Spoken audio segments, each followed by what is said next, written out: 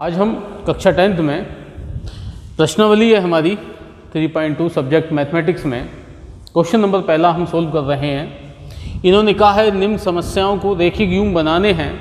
पहले तो हमें क्या बनाने हैं, एक रेखिक युग्म बनाने हैं और ग्राफीय विधि से हमें क्या करना है, हल करना है। चलो देखते हैं। इन्होंने कहा है कक्षा 10 के 10 विद्यार्थी हैं। कोई कक्षा 10 है, उसमें से कितने विद्यार्थी चूज करे गए, हमने 10 एक प्रतियोगिता के लिए भाग लिया है। और इन्होंने कहा है कि जो लड़कियों की संख्या है वो लड़कों की संख्या से 4 अधिक है।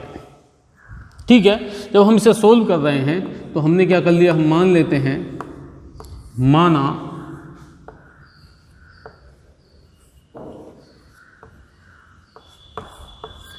लड़कों व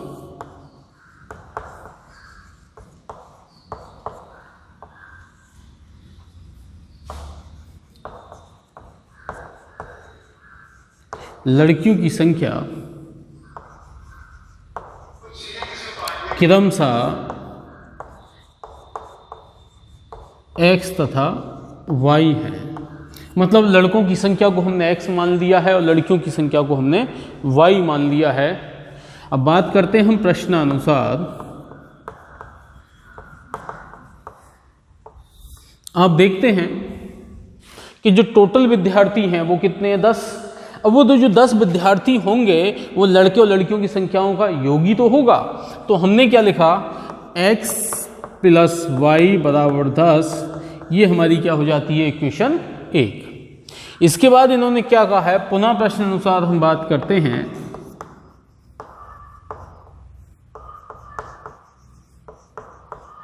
पुनः प्रश्न अनुसार इन्होंने कहा है कि जो लड़कियों की संख्या थी वो लड़कों की संख्या से 4 अधिक है।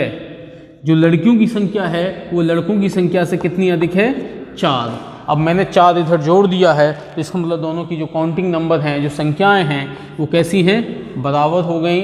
मैं x को इधर ला सकता हूँ तो y - x = 4। ये हो गई इक्वेशन 2। इन्होंने कहा है आपको ग्राफीय विधि से हल करना है। तो हम जानते हैं एक जो रेखिक युग्म होता है, ये एक रेखिक युग्म, एक रेखिक समीकरण है, वो एक रेखा को रिप्रेजेंट करता है और ये भी एक रेखा को रिप्रेजेंट करता है। तो देखते हैं हम समीकरण 1 व 2 से। तो समीकरण 1 हम ले लेते हैं, x + y = 10।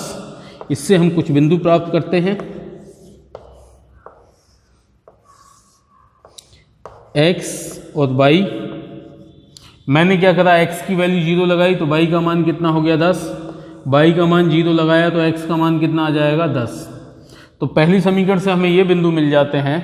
यदि हम दूसरी समीकरण की बात करते हैं, y - x = 0,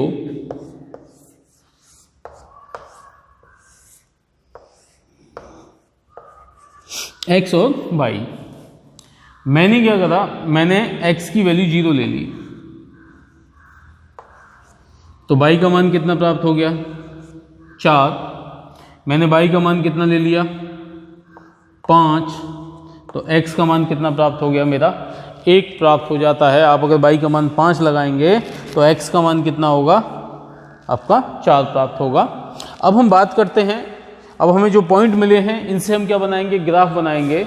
और जहाँ हमारी लाइनें आपस में इंटरसेक्ट करेंगी वो हमारे क्या होंगे, सॉल्यूशन होंगे। देखते हैं।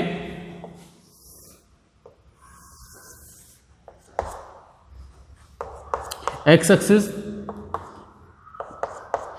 ये हमारा क्या हो गया, एक ओरिजिनल बिंदु हो गया है जिसे मूल बिंदु बोलते हैं, 1।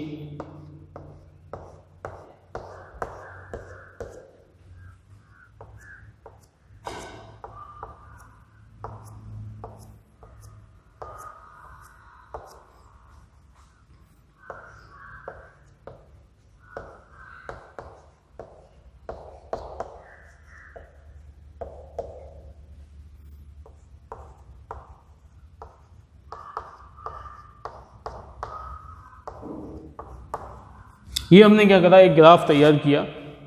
इसके बाद हमें मालूम है कि एक लाइन जब जाती है उसे खींचने के लिए हमें कितने बिंदु चाहिए, 2 बिंदु चाहिए होते हैं। तो पहली रेखिक जो समीकरण थी हमारी, उससे हमने 2 बिंदु निकाले हैं। तो ये वैल्यू थी कितनी, 10। तो पहला बिंदु है 0, 10। तो 0,10 का मतलब है ये पॉइंट हमारा कहाँ होगा, यहाँ होगा।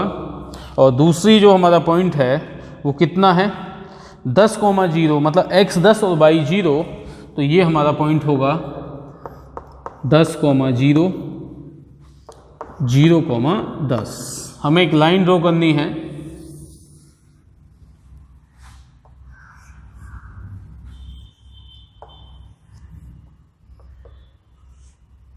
इसके बाद हमारे पास दूसरे बिंदु हैं, वो हैं 0,4,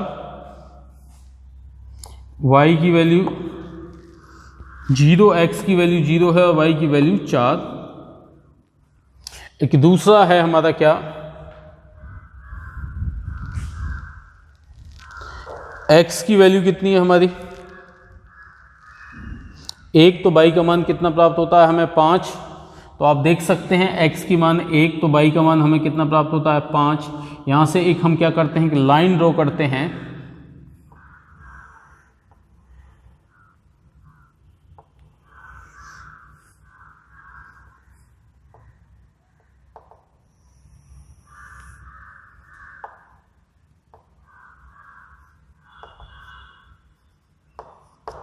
ये लाइन सीधी जाती है और ये किस पॉइंट पर काटेगी हमें,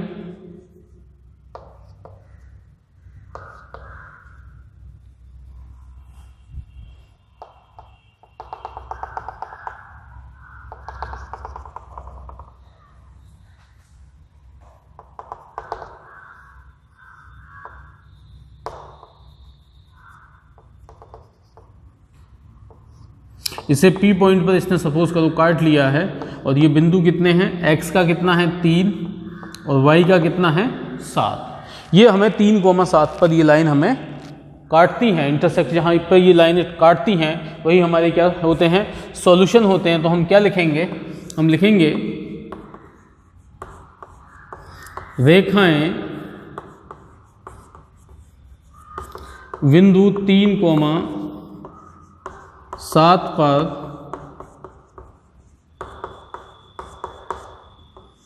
प्रतिच्छेदित होती हैं, अतः x बराबर कितना हो गया 3 और y बराबर 7। अब x क्या था हमारा, x था लड़कों की संख्या और y क्या था लड़कियों की संख्या। इसका मतलब लड़कों की संख्या कितनी थी 3 और लड़कियों की संख्या कितनी थी 7। अब बात करते हैं हम पहले के सेकंड ऑप्शन की। इन्होंने कहा 5 पेंसिल और 7 कलम का मूल्य 50 रुपये है, जबकि 7 पेंसिल और 5 कलमों का मूल्य 46 रुपये है। तो एक पेंसिल का मूल्य तथा एक कलम का मूल्य हमें ज्ञात करना है। और करना किससे है, हमें ग्राफीय विधि से। इसका मतलब हम और किसी विधि का प्रयोग नहीं कर सकते हैं। ठीक है, हम मान लेते हैं,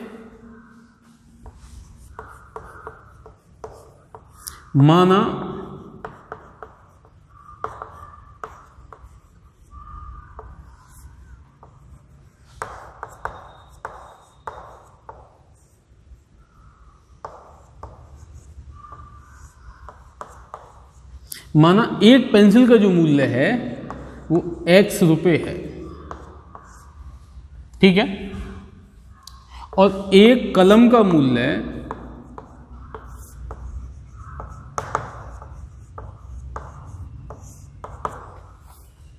वो है 22 रुपये। अब बात करते हैं प्रश्नानुसार।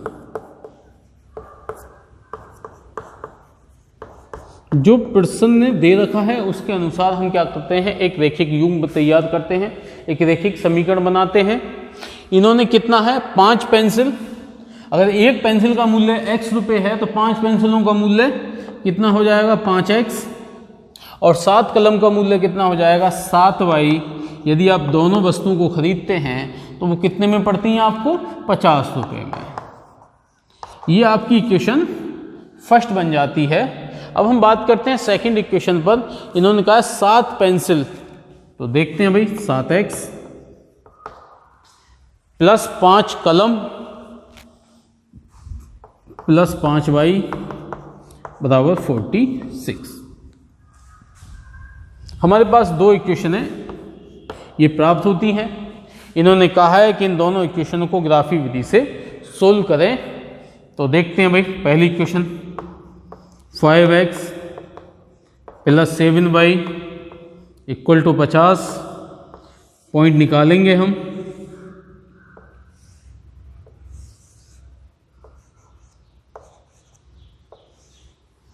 मैंने क्या करा, y की वैल्यू यहाँ पर 0 लगा दी। देखिएगा यदि y की वैल्यू 0 होगी तो ये कितना हो जाएगा, 7y 0 हो जाएगा। तो 5x = कितना होगा, 50। तो 5x = 50, तो x = कितना हो जाएगा, 10। ठीक है, इसके बाद हम एक x की और वैल्यू लगा देते हैं। सपोज करो मैंने x की 3 वैल्यू लगा दी। x की वैल्यू कितनी लगा दी, 3। तो ये कितना हो जाएगा, 5 × 3 + के 7y = 50। तो ये कितना हो गया, 5 × 3 = 15। तो 7y = 50 - 15 कितना हो जाएगा, 35। जब 7 से 35 को भाग दूंगा तो मुझे कितना मिलेगा, 5।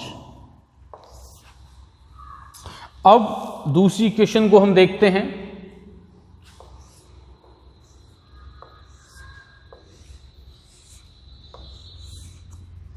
दूसरी इक्वेशन है हमारी 7x + के 5y = 46।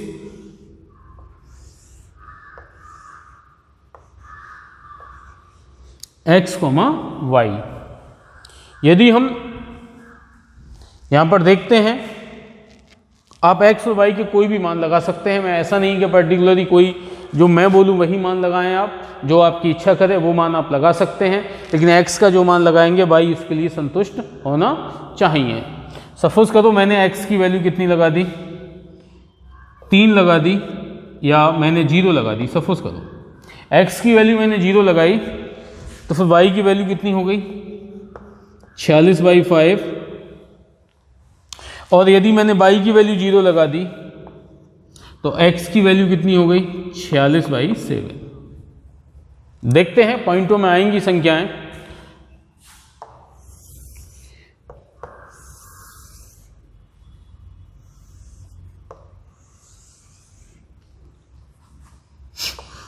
एक, 2, 3, 4, 5, 6, 7, 8, 9, 10 नंबर हमने यहाँ पर ले लिए हैं।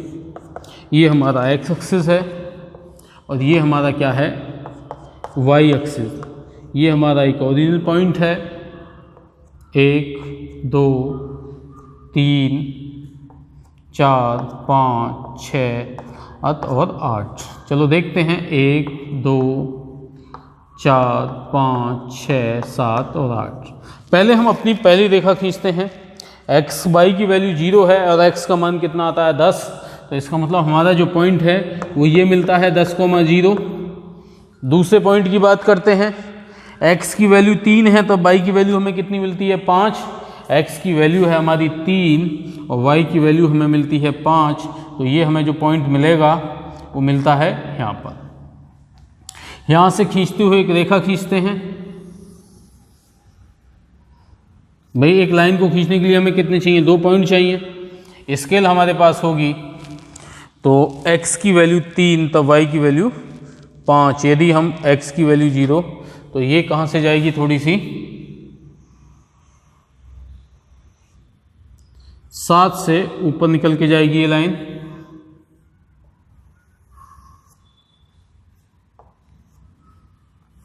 एक दूसरी लाइन है हम खींचते हैं, वो है x की वैल्यू 0 है तो y की वैल्यू 46/5। तो 5 ने 45, 9 से कुछ ऊपर,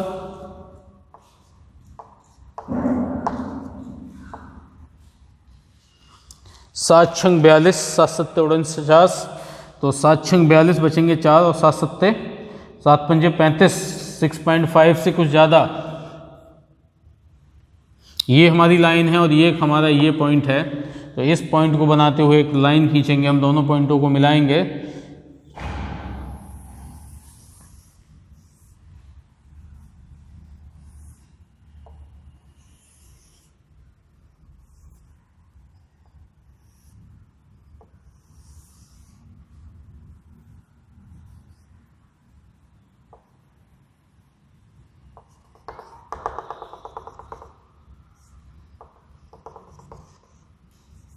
ठीक है, आप देखते हैं ये जो हमारी लाइन थी वो हमने किससे खींची थी, 5x प्लस के 7y इक्वल टू 50,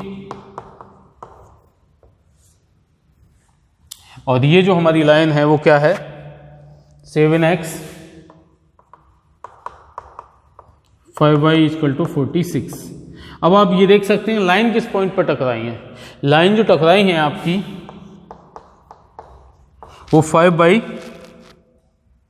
नहीं, x की वैल्यू आप पहले लिखते हैं 3, y की वैल्यू कितने पर, 5 पर।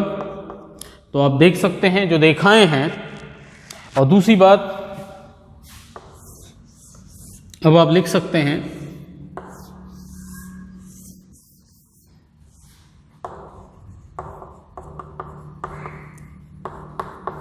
अतः रेखाएं बिंदु किस पर, 3,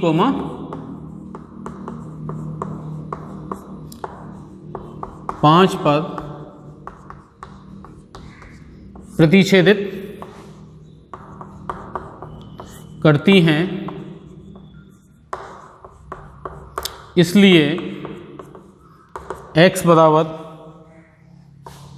3 और y बराबर 5।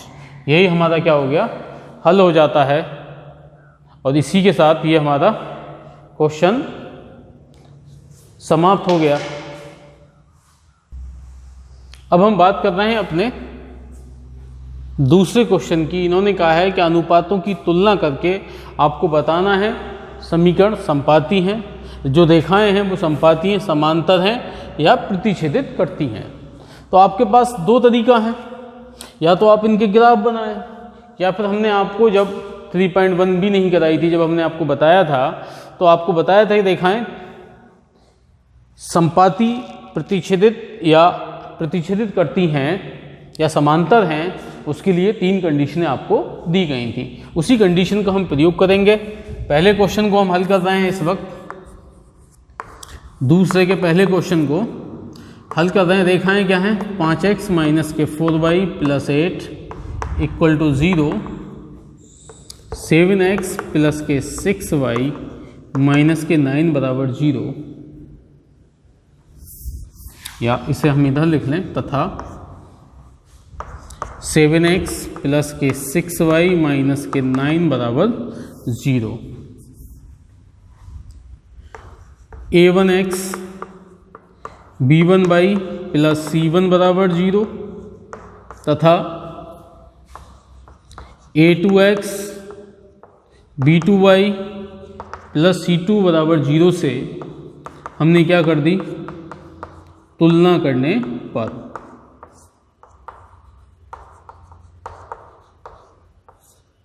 हम तुलना करते हैं, आप देखते हैं आपको a1 की वैल्यू कितनी प्राप्त हुई, 5, v1 y की गुणा में कितना है यहाँ पर -4, और c1 कितना है आपका 8, तथा आप a2 कितना है, यहाँ x की गुणा में a2 और यहाँ कितना है 7, b2 कितना है 6 और c2 कितना है -9।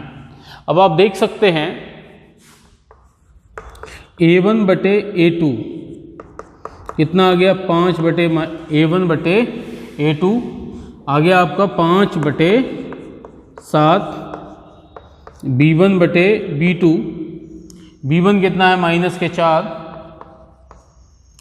और b2 कितना है आपका 6, आपको प्राप्त होता है -2 बटे 3, c1 बटे c2, c1 है आपका कितना 8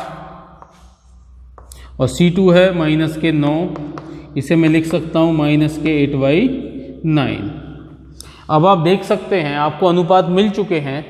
आप देखें a1 बटे a2 और b1 बटे b2 क्या दोनों बराबर हैं, ये दोनों बराबर नहीं हैं। तो a1 बटे a2 not equal to b1 बटे b2।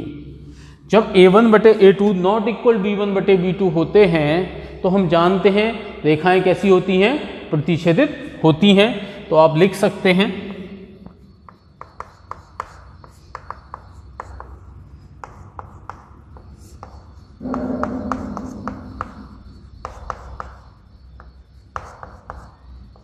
अतः रेखाएं प्रतिच्छेदित हैं। यदि हम बात करते हैं इसके सेकंड ऑप्शन की,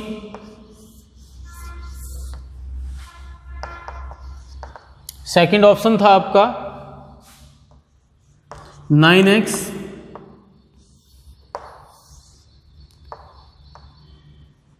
थ्री वाई प्लस के 12 इक्वल टू 0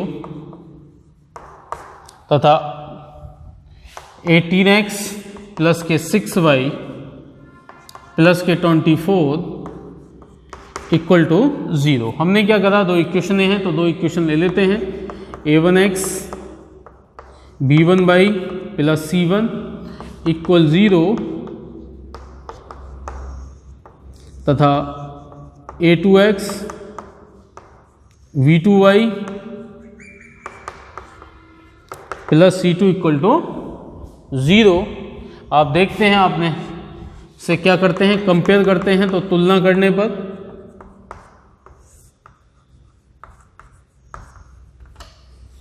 आप देखते हैं a1 कितना है आपका 9, b1 कितना है 3, c1 कितना है 12 तथा a2 कितना है आपका, a2 आप देखेंगे x की गुणा में a2 और यहाँ पर कितना 18, b2 कितना आएगा 6, c2 आएगा 24। आपको अनुपात निकालने होते हैं। देखते हैं आप a1 बटे a2, a1 कितना है 9, a2 कितना है आपका 18, कितना हो गया 1/2, b1 बटे b2, b1 कितना है 3, v2 कितना है 6, 3 दूनी 6 होते हैं तो 3 से दोनों कैंसिल हो गए। यदि हम बात करें c1 और c2 की, तो c1 कितना है हमारा 12 और c2 आया 24, कितना आ गया 1/2। अब आप देख सकते हैं a1 बटे a2 भी 1/2, b1 बटे b2 भी 1/2 आ रहा है और c1 बटे c2 भी कितना आया 1/2। इसका मतलब ये तीनों कैसे हैं, बराबर हैं। तो a1 बटे a2, b1 बटे b2 इक्वल है c1 बटे c2। कंडीशन आपने याद कर ली होंगी, तो आप कंडीशन देखकर पता कर सकते हैं कि रेखाएं कैसी होंगी। तो हम लिख सकते हैं अतः रेखाएं संपाती हैं। इसका जो नेक्स्ट ऑप्शन है सभी विद्यार्थी स्वयं सोल्व करेंगे। बात करते हैं हम अपने तीसरे क्वेश्चन पर। बिल्कुल सेम उसी तरह ये क्वेश्चन है। रेखाएं प्रतिच्छेद होती हैं तो संगत होता है, और रेखाएं संपाती होती हैं तब भी हमारी युग्म कैसे होते हैं, संगत होते हैं। बस हमें रेखाएं देखनी है कैसी हैं, उसके बाद खुद पता चल जाएगा कि युग्म संगत हैं या असंगत हैं। चलो पहले ऑप्शन को हम सोल्व करते हैं। तीसरे के हमारे पास रेखाएं हैं 3x plus 2y equal to 5,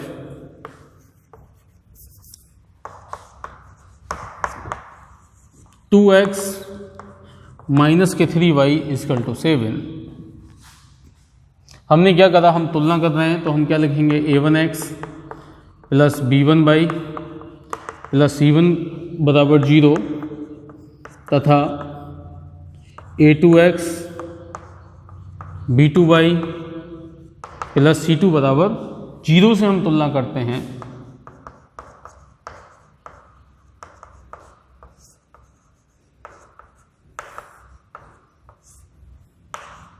तुलना करने पर अब खुद सोचिएगा, कुछ लोगों के दिमाग में ये भी बात आ रही होगी, कुछ विद्यार्थियों की, क्योंकि इधर c1 है तो हम क्या करते हैं, अगर हम 5 को इधर लाएंगे तो ये किस में हो जाएगा, माइनस में। तो यदि हम 7 को भी इधर लाना चाहें तो ये भी किस में हो जाएगा, माइनस में हो जाएगा। तो ये आपके इक्वेशनें हो गई जिन्हें आप कंपेयर कर रहे हैं। आप a1 a2 b1 b2 और c1 c2 की वैल्यू आप क्या कर सकते हैं, निकाल सकते हैं। a1 equal to 3, v1 equal to 2 और c1 इक्वल टू हो गया आपका माइनस के 5 तथा a2 इक्वल टू हो गया 2, v2 equal to minus 3, c2 equal to minus के 7। अब आप देख सकते हैं a1 बटे a2 3, y2 B1/B2, V1 कितना है 2, V2 कितना है -3, C1/C2 आप देख सकते हैं -5 अपॉन -7 कैंसिल हो गया 5/7। आप देख सकते हैं A1/A2 नॉट इक्वल आता है B1/B2। हमने बताया था दो युग्म संगत होते हैं जब रेखाएं प्रतिच्छेदित करती हैं या रेखाएं समांतर होती हैं। कंडीशन आई है रेखाएं प्रतिच्छेदित करती है तो अतः युग्म क्या हो गए, इनके संगत हो जाते हैं।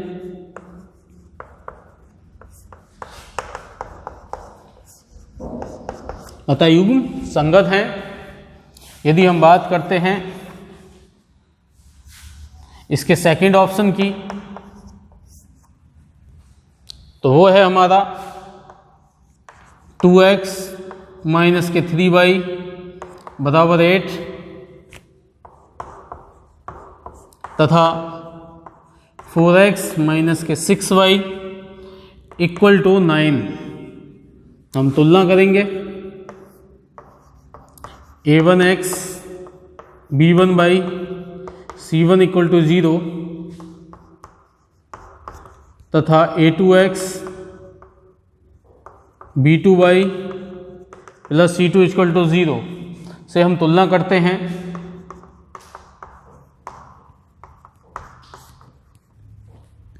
आप देखते हैं c1 इधर है, अगर आप इधर लाना चाह रहे हैं तो इधर क्या आ जाएगा 0, और अगर इसे इधर लेंगे तो 9 इधर आएगा तो माइनस में, तो ये 0 हो जाएगा। आप लिख सकते हैं a1 equal to 2, v1 equal to -3, c1 equal to 8।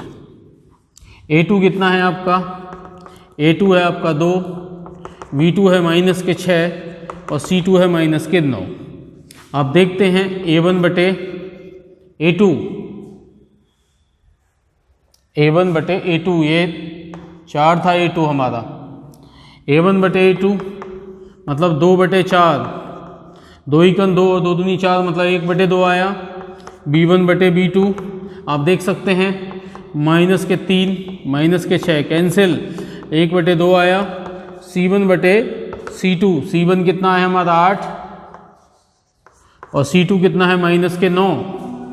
आप देख सकते हैं a1/A2 इक्वल है b1/B2 जबकि नॉट इक्वल आता है c1/C2। ये कौन सी कंडीशन बन जाती है, ये कंडीशन आती है जब रेखाएं समांतर होती हैं।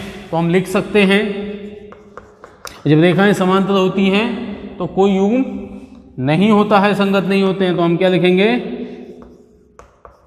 अतः युग्म असंगत है। इसी के साथ ये क्वेश्चन समाप्त होता है और हमारी वीडियो भी यहीं समाप्त होती है।